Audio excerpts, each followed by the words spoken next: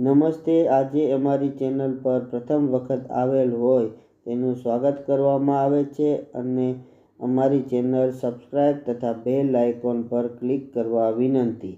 આજે આપણે એક સુંદર વૃક્ષની વાત કરીશું જેનું હાલ પ્લાન્ટેશન ખૂબ ઓછું થાય છે અને આપણા દ્વારા આ વૃક્ષ વધુમાં વધુ વાવવા જોઈએ એવું અમારું માનવું છે.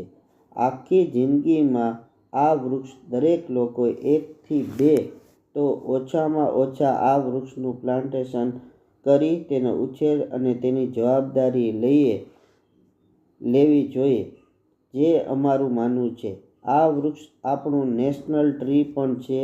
તો આપણે સૌ લોકો મળીને દરેક લોકોએ 1 થી 2 વડના વૃક્ષનો વાવેતર કરીને જાળવણી કરવી જોઈએ, જેથી પર્યાવરણનો તો ફાયદો થશે જ તે અને આપણા નેશનલ ટ્રીની સંખ્યામાં ખૂબ વધારો થશે અને આ વૃક્ષનો ઉછેર કરવાથી તમને દેશના પ્રત્યે થોડું કામ કર્યું હશે તેવું લાગશે.